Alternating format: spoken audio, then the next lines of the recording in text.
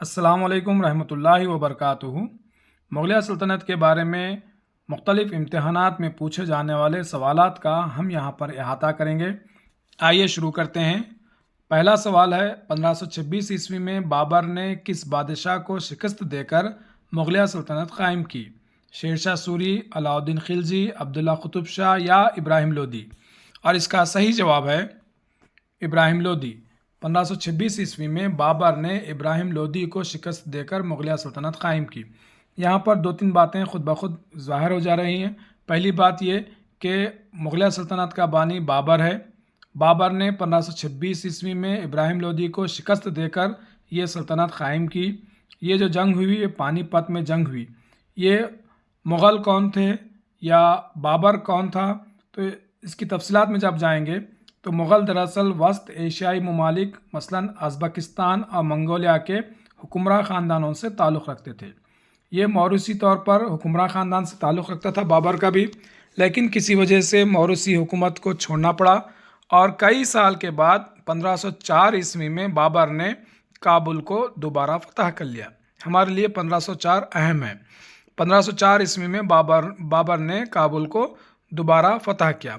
उसके बाद 1526 ईस्वी में इसने दिल्ली के सुल्तान इब्राहिम लोदी को शिकस्त दी और दिल्ली और आगरा पर कब्जा कर लिया। ये तारीख़ याद रखना बहुत ज़रूरी है। अगला सवाल है, शेरशाह सूरी ने किस बादशाह को, मुग़ल बादशाह को शिकस्त दी? बाबर को, हुमायूं को, अकबर को या जहांगीर को? और इसका सही जवाब है हुमायूं। शेरशाह सूरी ने हुमायूं को शिकस्त दी। दरअसल हुमायूं जो था दूसरा मुग़ल बादशाह था। ये 1530 में मुग़ल बादशाह बना और 1540 में जंग खनूज में शेरशाह सूरी ने हुमायूं को शिकस्त दी। उसके बाद हुमायूं ईरान चला गया। वहाँ के ईरान के जो सफ़वी बादशाह थे उन्होंने हुमायूं की मदद की और 1556 ईस्वी में हुमायूं ने दोबारा दिल्ली पर कब्ज़ा कर लिया। लेकिन बहुत जल्द ही एक हादसे में हुमायूं की वफ़ात हो गई। हादसा ये था कि वो अपनी सीढ़ियों पे चढ़ रहा था और पैर फिसल कर गिर गया और लाइब्रेरी के सीढ़ियों पर ही वफ़ात हुई। अगला सवाल है, अगले सवाल से पहले उम्मीद है आपने वीडियो को लाइक कर लिया होगा। नहीं किया है तो अभी लाइक कर लें। कमेंट ज़रूर लिखें। कमेंट में सलाम का जवाब लिखिए, या नहीं तो आप किस मुकाम से ताल्लुक़ रखते हैं उसका शहर का नाम लिखिए, या नहीं कुछ भी नहीं तो एक थम्स अप दे दीजिए, लेकिन कमेंट ज़रूर लिखिए।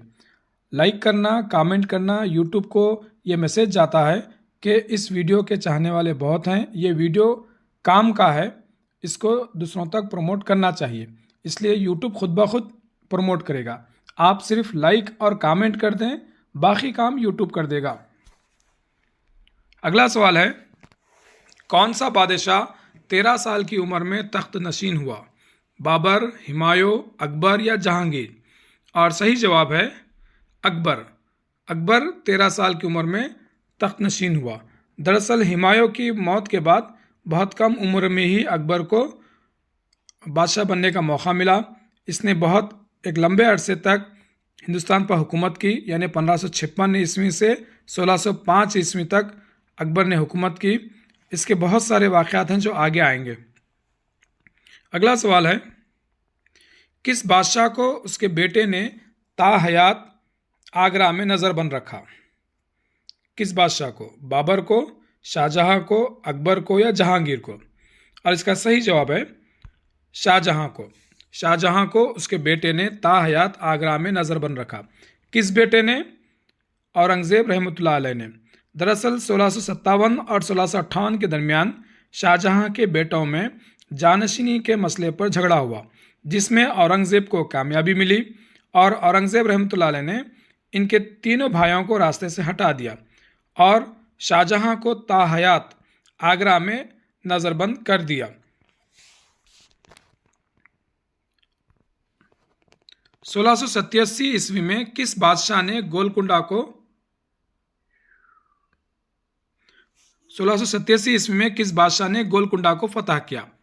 बाबर, शाहजहां, औरंगज़ेब या जहांगीर? और इसका सही जवाब है औरंगज़ेब। 1687 ईस्वी में औरंगज़ेब ने गोलकुंडा को फतह किया। वहीं औरंगज़ेब ने 1685 में बीजापुर को फतह किया। जहांगीर की मां कहाँ के राजपूत राजा की बेटी थी?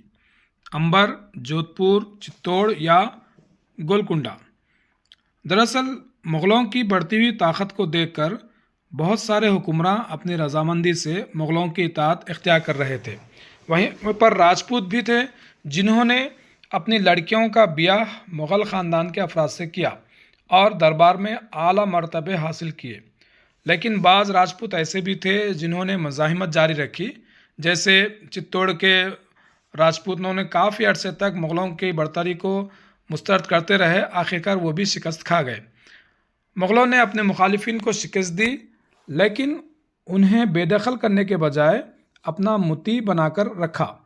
इस पॉलिसी की वजह से राजपूत इनके बहुत करीब हो गए और इन्होंने मुग़लों से ताल्लुक़ात बनाए रखने के लिए अपनी लड़कियों का ब्याह मुग़ल ख़ानदान के अफराद से किया। उसी में एक है जहांगीर की माँ। जहांगीर की माँ कहाँ के राजपूत राजा की बेटी थी? और इसका सही जवाब है अंबर। जहांगीर की माँ अंबर के राजपूत राजा की बेटी थी जिसका नाम जोधाबाई या हरकाबाई था। बाद में ये मरियमुल ज़मानी कहलाई। अगला सवाल है, अगले सवाल से पहले एक और बादशाह शाहजहां की माँ, वो भी राजपूत थी। शाहजहां की माँ का नाम जगत गोसैन, बाद में ये बिल्किस मकानी कहलाई। शाहजहां की माँ जोधपुर मारवाड़ के राजपूत राजा उदय सिंह की बेटी थी। मुग़ल सल्तनत में मालियाती निज़ाम क्या कहलाता था? सुलह कुल, ज़ब्त, मनसबदार या ज़मींदारी? और इसका सही जवाब है ज़ब्त। मुग़ल सल्तनत में मालियाती निज़ाम ज़ब्त कहलाता था। दरअसल मुग़ल हुक्मरानों की आमदनी का अहम तरीन ज़रिया ज़राई पैदावार पर आयद करदा महसूल था, जिसमें मुख्तलिफ़ फसलों पर नक़द टैक्स लगाया जाता था और हर सूबा मालियाती हलक़ों में मुनक़सिम था, जहाँ का अपना टैक्स वसूल करने का एक निज़ाम मुक़र्रर किया गया था। इसी मालियाती निज़ाम को, यानी टैक्स वसूल करने के मालियाती निज़ाम को ही ज़ब्त का उन्वान दिया गया था। ये निज़ाम उन इलाक़ों में राइज था जहाँ मुग़ल हुकूमत के ओहदेदार अर्ज़ी यानी ज़मीनों का मुआयना करते और टैक्स मुक़र्रर करते थे, लेकिन ये गुजरात और बंगाल जैसे सूबों में काबिल अमल नहीं था। सवाल हमारा ये है कि मुग़ल सल्तनत में मालियाती निज़ाम क्या कहलाता था? और सही जवाब है ज़ब्त कहलाता था। अबुल फजल ने कौन सी किताब लिखी? अकबरनामा, तज़्के जहांगीरी, बाबरनामा या पादशाहनामा? और इसका सही जवाब है अकबरनामा। अबुल फजल ने अकबरनामा किताब लिखी। सुलह कुल के नज़रिए के तहत हुकूमत चलाने में अकबर की मदद किसने की? बीरबल ने की, अबुल फजल ने की, टोडरमल ने की या तानसेन ने की? और इसका सही जवाब है अबुल फजल ने। सुलह कुल के नज़रिए के तहत हुकूमत चलाने में अबुल फजल ने अकबर की मदद की।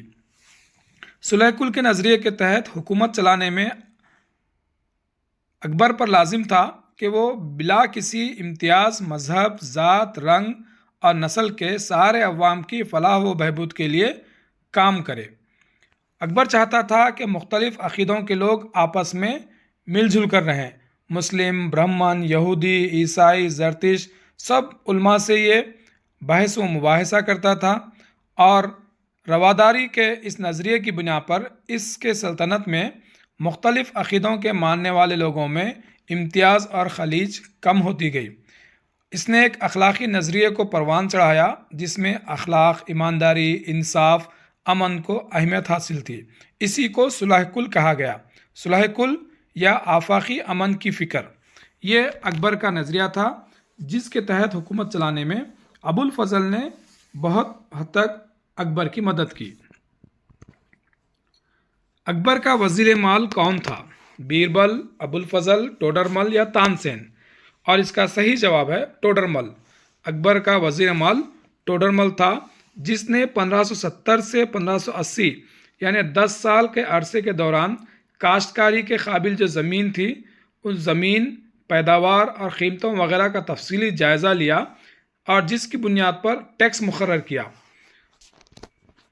ये वज़ीर माल था टोडरमल। यहाँ से एक नया चैप्टर शुरू होता है जिसमें सरदार सरवाई पापन्ना के बारे में है, जो कि तेलंगाना से ताल्लुक़ रखते थे। सवाल है, सरदार सरवाई पापन्ना ने मुग़ल हुकूमत के ख़िलाफ़ तेलंगाना में किस बादशाह के दौर में जद्दोजहद की? अकबर के दौर में, शाहजहां के दौर में, बाबर के दौर में या औरंगज़ेब के दौर में? और सही जवाब है औरंगज़ेब के दौर में। सरदार सरवाई पापन्ना ने मुग़ल हुकूमत के ख़िलाफ़ तेलंगाना में औरंगज़ेब के दौर हुकूमत में जद्दोजहद की। अगला सवाल है, पापन्ना ने मुग़लों के ख़िलाफ़ लड़ने के लिए कौन सी हिकमत अमली इस्तेमाल की? बहरी जंग, गोरिल्ला जंग, बराह रास्त जंग या सिफारती जंग? और इसका सही जवाब है गोरिल्ला जंग। पापन्ना ने मुग़लों के ख़िलाफ़ लड़ने के लिए गोरिल्ला जंग इख्तियार की। सरदार सरवाई पापन्ना ज़िले वरंगल के रहने वाले थे। इन्होंने तेलंगाना में मुग़ल हुक्मरानी के ख़िलाफ़ लड़ाई की और अपने साथ कई कमज़ोर, पिछड़े, पसमानदा तबक़ात, गरीब अफराद की ज़िंदगियों को उन्होंने सहारा भी दिया और मुग़लिया सल्तनत में शामिल तेलंगाना के इलाक़े पर पापन्ना ने 1687 था 1724 में कब्ज़ा हासिल किया। कैलाशपुर ज़िले वरंगल में किला तामीर किया, जिसे ज़िला वरंगल का मुस्तक़र भी समझा जाता था। औरंगज़ेब ने सरदार पापन्ना की सरकोबी के लिए किसको भेजा? रुस्तुम खां को, कासिम खां को, कमबख्श खां को या बैरम खां को? और इसका सही जवाब है रुस्तुम खां को। औरंगज़ेब ने पापन्ना की सरकोबी के लिए रुस्तुम खां को भेजा और रुस्तुम खां ने क्या किया? कासिम खां को पापन्ना की सरकोबी के लिए भेजा और शाहपुर का जो किला था उस पर हमला करने के लिए भेजा, लेकिन पापन्ना ने कासिम खां को शिकस्त दी और क़त्ल कर दिया। उसके बाद रुस्तुम खां ने ख़ुद फ़ौज की कमान संभाली और पापन्ना के ख़िलाफ़ 3 महीने तक दोनों में लड़ाई जारी रही। आखिरकार रुस्तुम खां जंग से फ़रार हो गया और लेकिन इस जंग में पापन्ना को अपने करीबी दोस्त सरवन्ना को खोना पड़ा, यानी जंग में जान चली गई अपने अजीज़ दोस्त सरवन्ना की। इस तरह से सरवन्ना के जाने के बाद भी पापन्ना बाज़ाब्ता तौर पर मुग़ल हुकूमत के ख़िलाफ़ जद्दोजहद जारी रखा। उम्मीद है आपने वीडियो को लाइक किया होगा, कमेंट भी किया होगा और दोस्त अहबाब में आप इसको इंशाल्लाह ज़रूर शेयर करेंगे।